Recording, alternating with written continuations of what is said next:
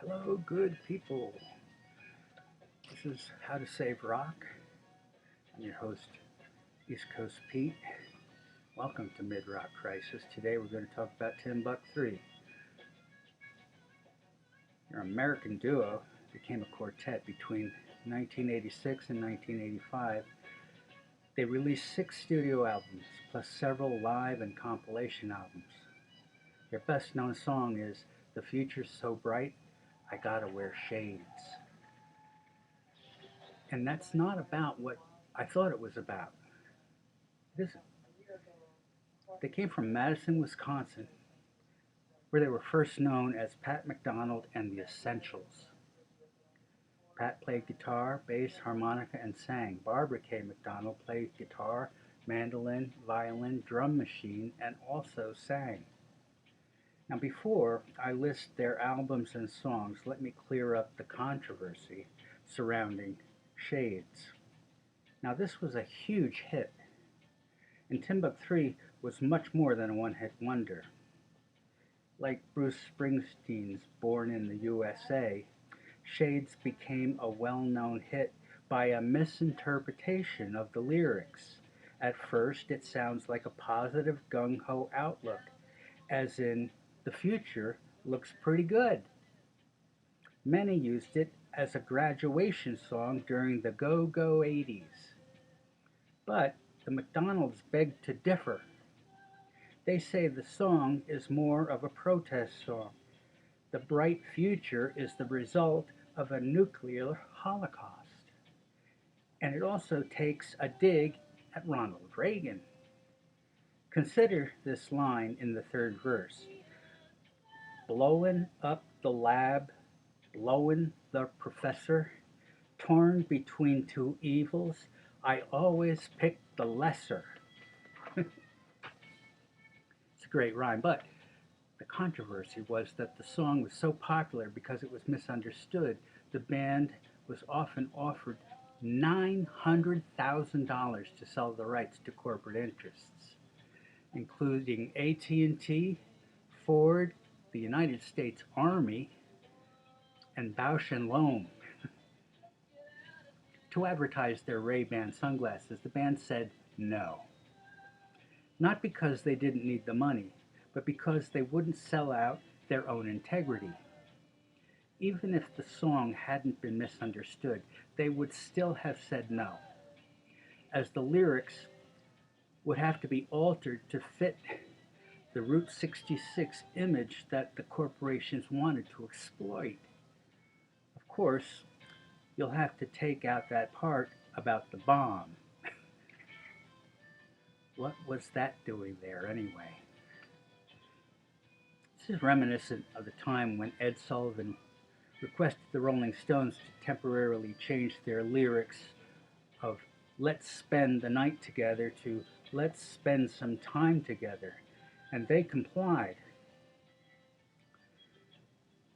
But then, not long after that, Ed Sullivan tried the same tactic with the Doors, exchanging "Girl, we couldn't get much higher" to "Girl, we couldn't get much better." They also complied, but when the line came up in the live performance, Jim Morrison just sang the correct lyrics, and Ed was furious and told them the Doors would never do the Ed Sullivan Show again. And Jim calmly replied, "We just did the Ed Sullivan Show." But I digress. Here are some albums and songs by Timbuk 3. 86, Greetings from Timbuk 3. This Sunglasses song went to number 19 in the US. Life is Hard was used in Texas Chainsaw Massacre 2. Shame on You, also in Texas Chainsaw Massacre 2. Hairstyles and Attitude. The Facts About Cats. Always need a few more facts about cats. I Need You. Just Another Movie. Friction. Cheap Black and White. Shame on You. and I Love You in the Strangest Way. Next album, 1988, Eden Alley. This is the first one I heard. When I found it, it was a two-person band. I dismissed it with other drum machine albums of the 80s, but of course, there was Phil Collins drum machine songs, and then there was Gary Newman drum machine songs. Point is, even the 80s bands can't all be pigeonholed. Duo's National Holiday tracks stood out. 3. 1989, Edge of Allegiance. Pass It On and Count to 10 are the best tracks. In 2091, Big Shot in the Dark. They debuted as a four-piece band with Courtney Audane on bass and steel drums and Wally Ingram, who went on to tour with Tracy Chapman. Songs are God Made an Angel, Sunshine. This is a great track. It might be their best ever. Two Medicines, Border Crossing, Big Shot in the Dark, Mud Flap Girl. This is a trucker song, and I like trucker songs.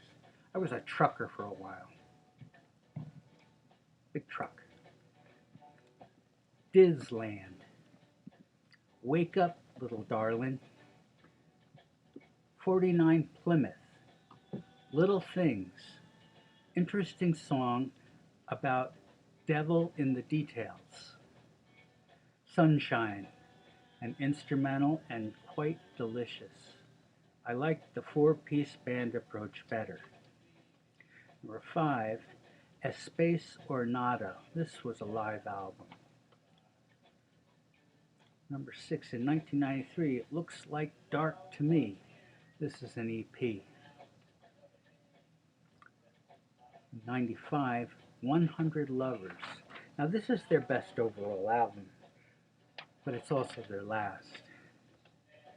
Sunshine is Dangerous. It's a remake from an earlier album, and this one is faster and better. 100 Lovers, tremolo guitar. I had a Fender Blackface with tremolo. Missed that amp. Just Wanna Funk with Your Mind. Should have gone national with that one. Legitimize Our Love. Cynical. Cynicism as an excuse. Not Yet Gone. Layers upon layers of guitars. The best since Sunshine. Pray. P-R-E-Y, not P-R-A-Y. Difference. Shotgun Wedding. Boy, do I love a good shotgun wedding. Who doesn't? Kitchen Fire. Promising premise, but not domestic enough. And Inside Out. And the band is done. And the couple has split up. He lives in Belgium. She's in Austin, Texas. She plays clubs in the self-proclaimed music capital of the world. She's too laid back for Nashville. She still writes and plays songs from the albums, but with a more stripped-down approach to the material. An album of new songs is in the wind. Timbuk 3. Why did I get attracted to seeing them? I think it was the name. It really got to me. I wanted to know what Timbuk 3 had to do with Ethiopia, and it really had nothing to do with it. It was just a cool name, so I grabbed it on cassette, I played it, and I liked it. Thanks for being with me. Please hit like, and if you would like to leave a comment, I'll be sure I get to it. Thanks. And hit the bell if you want to see the next show when it comes out. Thanks, everyone. See you soon.